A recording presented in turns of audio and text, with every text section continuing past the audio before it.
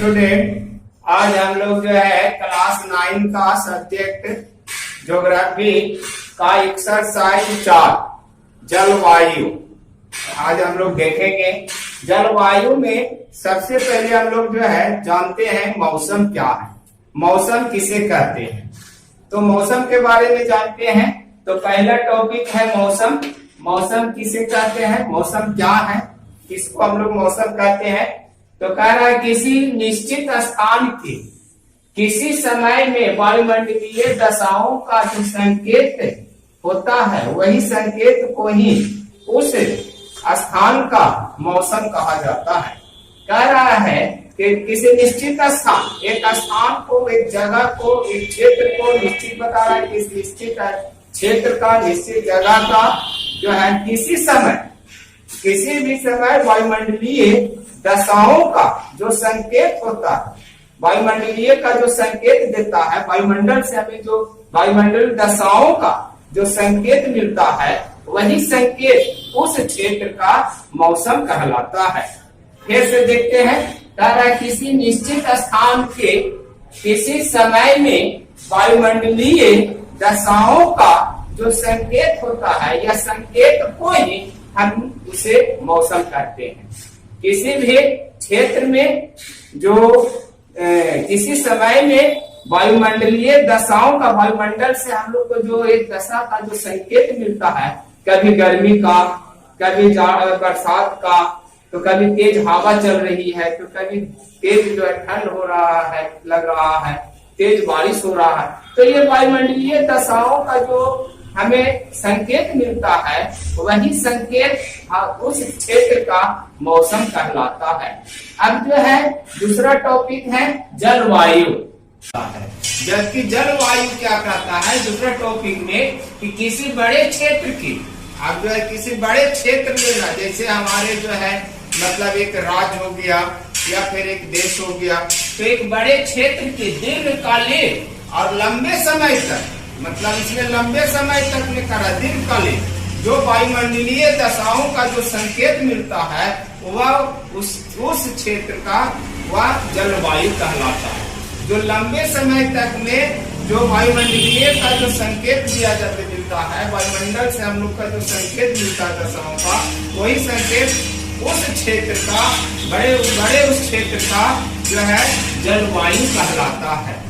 अब जो है मौसम एवं जलवायु का मूल तत्व, तो मौसम हो या जलवायु दोनों का मूल तत्व कई हैं, जिसमें पहला वायुमंडलीय तापमान और वायुमंडलीय दाब जो है ये इसका मूल तत्व है। दूसरा है पवन, तीसरा है आर्द्रता एवं वर्षा। ये सब जो है वायुमंडलीय, मतलब ये सब जो है मौसम का मूल तत्व है या जलवायु का मूल तत्व है। अब तरह चौथा टॉपिक में भारतीय जलवायु को प्रभावित करने वाले कारक कौन कौन है। भारतीय जलवायु को प्रभावित करने वाले मुख्यतः 5 कारक हैं जो भारत की जलवायु को प्रभावित करता है, उसको जो है मतलब एक तरह से प्रभाव डालता है। और वो 5 मुख्य कारक जो हैं, पहला है अक्षांशीय स्थिति। अक्षांशीय स्थिति से भारतीय जलवायु पर बहुत प्रभाव पड़ता है। यहाँ पर फिर आकार और अर्थ जो है, भारत का जो है क्षेत्र जो है, भिन्न भिन्न क्षेत्र जो है पृथ्वी के जो आकार जो है माने गोलाकार रहने के कारण वो क्षेत्र जो है ऊंचावच का बहुत अंतर आ जाता है, तो इससे भी जो है प्रभाव पड़ती है। फिर जो है दूसरा में ऊंचावच हो गए, तीसरा में वायु दाब एवं पवन हो गए। ये सब वायु दाब और पवन ये भी जो है हमारे भारतीय जलवायु को प्रभावित करने वाला कारक है। चौथा जल एवं स्थल का वितरण हो गए, मतलब जल एवं स्थल जो है का वितरण, माने स्थल किस तरह का है, ये भी जो है वो भारतीय जलवायु को प्रभावित करता है। और जेठ धाराएं, ये जेठ धाराएं जो है सबसे ज्यादा ये भी प्रभावित करता है भारतीय जलवायु को।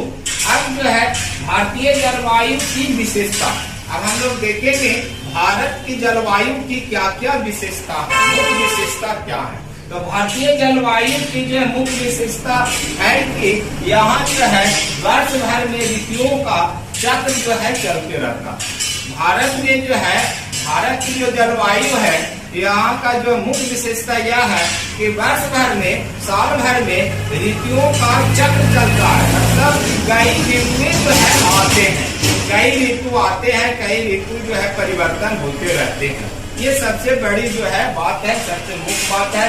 और प्रत्येक ऋतु जो आते हैं उसका सबका अलग अलग विशेषताएं होती है। सब ऋतु जो है अलग अलग जो है का उसका अलग अलग विशेषता पाए जाते हैं, जिससे भारत में जो है इस विशेषता के कारण कई लाभ जो है होते हैं। अब हम लोग भारत में देखेंगे कि कौन कौन से ऋतु जो है आते हैं। तो भारत में ऋतुएं, तो भारत में देखा जाए समान रूप से तो 6 ऋतुएं होते हैं। अब 6 ऋतु में पाए जाते हैं, जिसमें पहला बसंत ऋतु, दूसरा ग्रीष्म ऋतु, तीसरा वर्षा ऋतु, चौथा शरद ऋतु, पांचवा हेमंत ऋतु और छठा शिशिर ऋतु। तो ये जो है 6 ऋतुएं जो है, 6 ऋतु जो है भारतीय जलवायु में जो है यही विशेषता है कि 6 ऋतु जो है साल भर में जो है चक्र के तरह आते रहता है। और 6 का जो है अलग अलग विशेषता है, जिससे भारतीय नागरिक को ये 6 से अलग अलग लाभ जो है मिलता है। इसके बाद हम लोग जो देखेंगे कि भारत के मौसम विभाग के अनुसार से ऋतु, तो भारत के मौसम विभाग के अनुसार से देखा जाए, मौसम के विभाग के अनुसार से देखा जाए तो भारत में 4 ऋतु होते हैं। तो उसको हम लोग जो है आगे पढ़ेंगे कि भारत के जो है मौसम के अनुसार से 4 ऋतु कौन कौन है।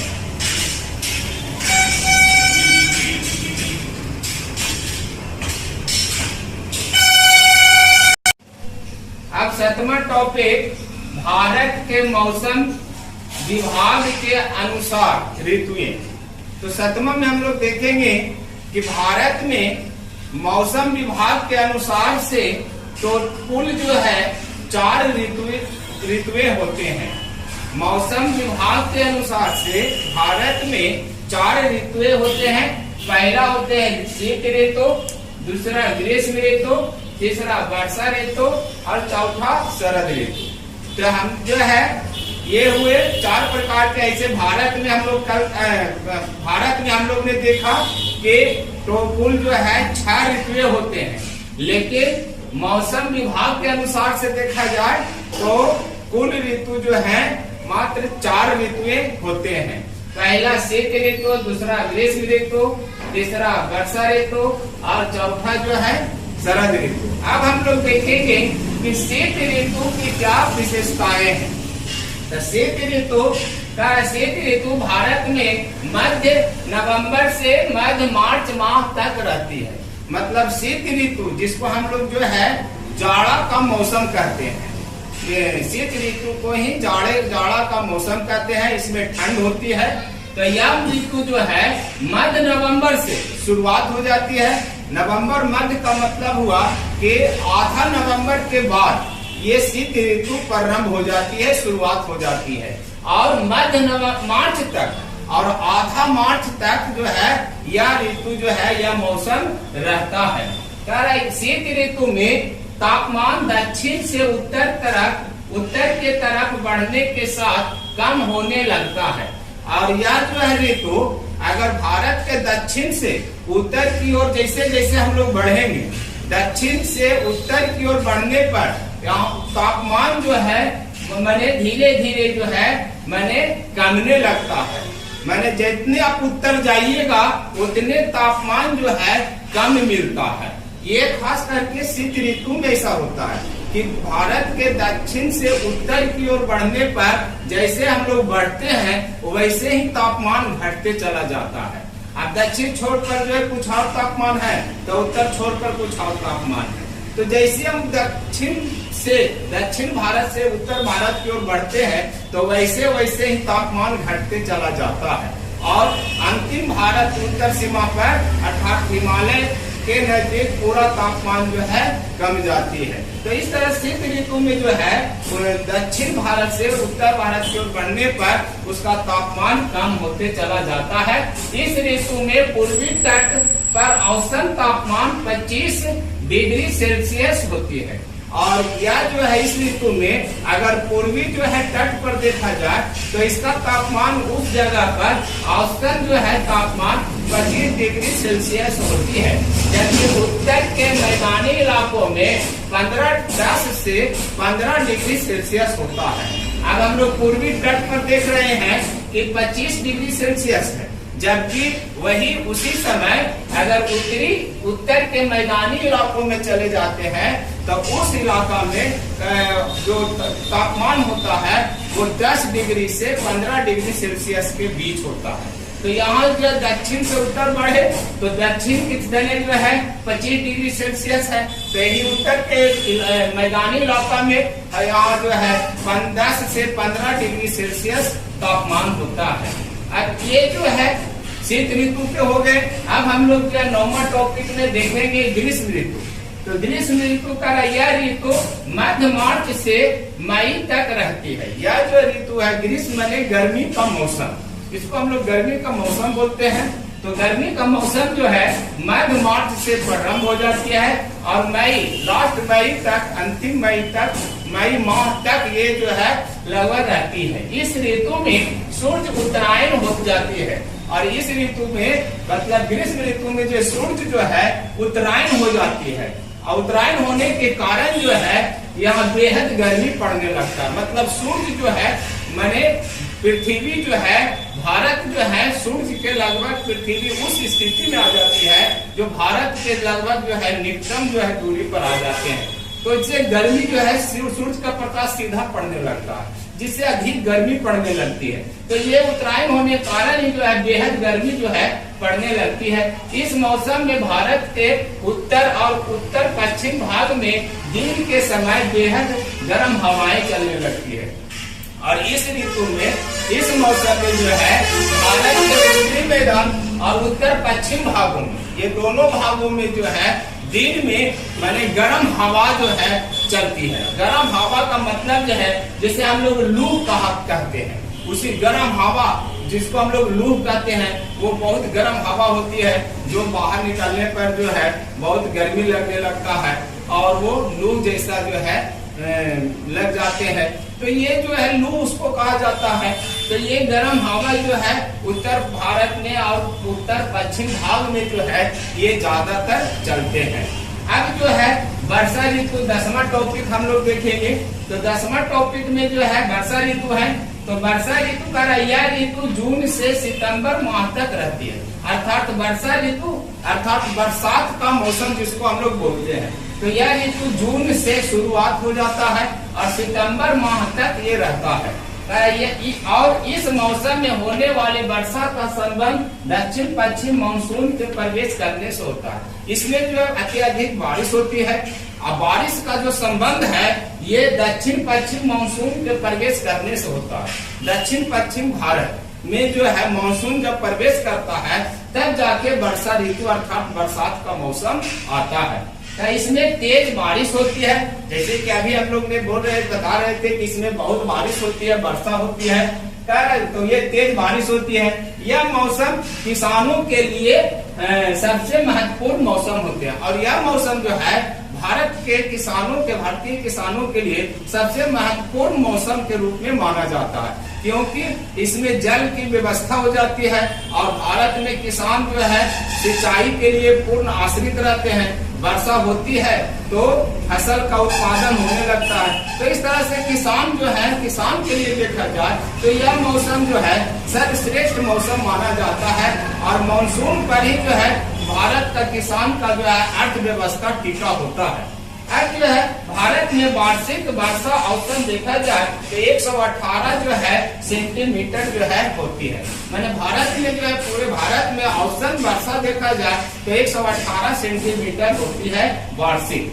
अब हम लोग जो है 11वां टॉपिक में देखेंगे शरद ऋतु। तो शरद ऋतु का जो है यह ऋतु अक्टूबर से मध्य नवम्बर तक रहती है और शरद ऋतु जो होते हैं ये अक्टूबर से में प्रवेश कर जाते हैं और मध्य नवंबर मतलब आधा नवंबर तक ये मौसम रहता है, यह ऋतु रहता है। इसमें सूर्य के होते हैं। इसमें सूर्य जो है शरद ऋतु में सूर्य जो है दक्षिणायन हो जाते हैं, जिसके कारण तापमान में जो है कमी आने लगता है। और दक्षिणायन होने के कारण उत्तरायण में तापमान बढ़ता है और दक्षिणायन में जो है तापमान पृथ्वी पर घटता है, क्योंकि वो पृथ्वी जो है माने सूर्य भारत जिस पृथ्वी के जिस भाग में है वहाँ जो है सूर्य से दूर होने लगते हैं और तिरछा हो जाते हैं। इसके कारण जो सूर्य का प्रकाश पृथ्वी पर माने भारत के जिस भाग में है वहां पर जो है नहीं पूर्ण रूप से पहुंच पाते हैं, तिरछा आ जाते हैं, जिससे वो तापमान घटने लगता है। तो ये दक्षिणायन हो जाते हैं और होते ही तापमान में धीरे धीरे कमी आने लगता है। और उसके कारण जो है यह भाग जो है इस समय जो है न ज्यादा गर्मी होता है और न ज्यादा ठंडा होता है, क्योंकि तापमान घटने लगता है। और तापमान घटने का मतलब है तापमान में जो है ठंड मतलब जलवायु जो है ठंडा होने लगता है, तो न ज्यादा ठंडा होता है और न ज्यादा गर्मी होता है। तो ये समान स्थिति में इस ऋतु में होता है। देखिए क्या उत्तर पश्चिम भाग में वायु दाब बढ़ने लगता है और इस ऋतु में उत्तर पश्चिम भाग में जो है वायु दाब जो है बढ़ने लगता है तथा बंगाल की खाड़ी में जो है वाले भाग में वायु दाब जो है घटने लगता है। अब बंगाल के खाड़ी में जो है वायु दाब जो है वहाँ घटने लगता है।